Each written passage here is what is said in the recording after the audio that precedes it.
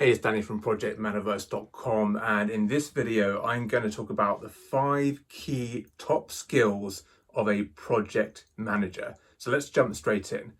First of all, let me say that anyone can usually become a project manager. It's not that hard to be a project manager, and if you're fairly competent and you're hardworking, you can be a good project manager. But to be a great project manager, that is harder, and you have to have some essential core skills that have to be really on point and polished to be able to really deliver those big projects on time and to budget. So let's talk about those core skills. Number one is communication. Communication, I could do a whole video on communication, and I probably will, but communication is a fundamental part of the project manager role. We spend, as project managers, most of our time in some form of communication, be it through speaking, through meetings, through presentations, through email, through instant messenger. We're always communicating. That is the core vehicle for getting our job done. It's in communication, and you need to be able to communicate clearly to your team and to your stakeholders if you want a successful project. It's really important that the messaging is correct, and it's really important that you are understood and you understand other people. I'll say that one more time. It's really important that you are understood. So if you're trying to say something, it's really important that people understand you and acknowledge you, because if there is misunderstanding, that can cause problems in the project. It can cause to incorrect requirements, incorrect design, incorrect build, and ultimately an incorrect or flawed product at the end of the day. It can ruffle feathers in terms of stakeholder management. It's so important that you're understood and that you know that people have understood you. There's a whole raft of techniques behind getting that right. So it's not just the essence of what you're trying to say, but there's more subtle levels of communication you need to master as well. So things like communicating a sense of urgency to your team is really important, and that's a key ingredient I see lacking in a lot of project managers, because you need to be a good project manager, you need to keep driving that project forward to make sure those milestones are hit on time and the project just doesn't drift along. You have to keep applying that constant pressure. And to do that, you need to communicate a sense of urgency to your team that this is important. We need to be moving at pace constantly. That's all in your communication. Also, more subtle things like communicating your authority on the project to some senior stakeholders, showing that you're not going to take any, you know what I'm trying to say. I'm not going to swear on this video, but things like that, telegraphing your authority as a project manager. And it's very useful in negotiations in terms of governance and trying to be pragmatic with stakeholders to proceed forward with the project and not be caught up with blockers that are essentially red tape that are barring your progress. So I won't speak anymore on communication, but hopefully that's given you a sense of how important it is that you develop those skills as a project manager. Skill number one. Skill number two is facilitation, another very important key skill as a project manager, because as a project manager, you can't deliver the project yourself. Any project is going to have a series of tasks or actions that need to be completed to be able to deliver the project on a whole.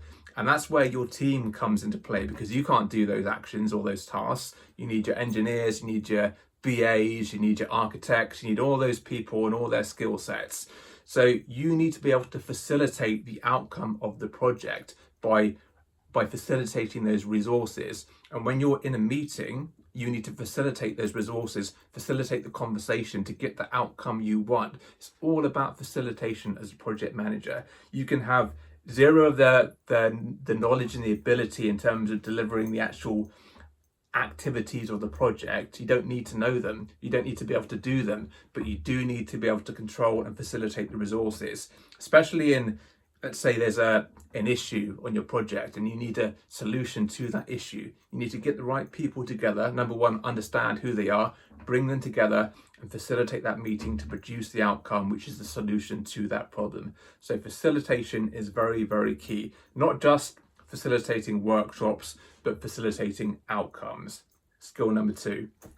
Skill number 3 is organization, a very important one. Now, with some of the smaller projects, you can get away with not being terribly organized, but the higher up you go, the more complex the projects and the more wide your remit of scope. So if you have a big project with lots of work streams, then you really need to be organized. Otherwise, things will get out of control very quickly. I say it all the time, as a project manager, your task, your primary directive is to bring order from chaos and clarity from the nebulae. So order from chaos, there's change as a whole is very chaotic, and you want to bring structure and order from that chaos.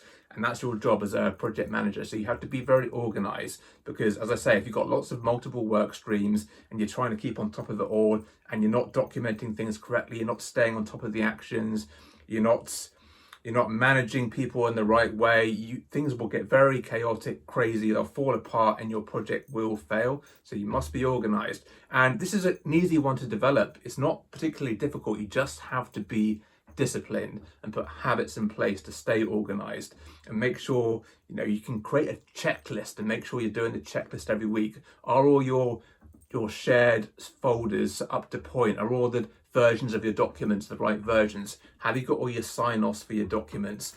Have you got a list of actions in one place that you are regularly checking and chasing off? Is everything organized? Just make sure you're getting those habits in place and you get a little system going. And once you create the habit, it's much easier, because you have to put less willpower into doing the thing. It just becomes automatic pilot. So being organized is very, very important. Skill number 3.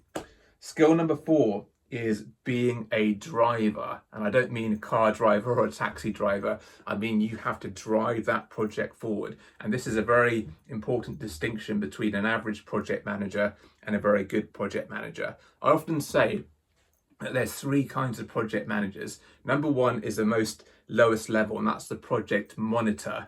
And the project monitor will just set up the project and they'll just kind of track progress and report on the project, report on the status, but they don't make sure that the milestones are hit, and they don't make sure that things get back on track if they go off track, and they don't try and mitigate risks. They don't drive anything. They're just monitoring and observing and giving status updates. That's level 1. Level 2 is a project manager who does a bit more in terms of trying to get things back on track and a bit more managing the resources to make sure things are getting done. That's the next level. But the third level, the master level, is the driver who's really driving the project forward, making sure you're pushing forward, you're being proactive, you're laying down the track of the project to ensure all those milestones are hit, all the actions are being done. You're creating that sense of urgency I talked about earlier with your team in terms of the importance of that final go live date and what it means if you don't hit it, and making sure that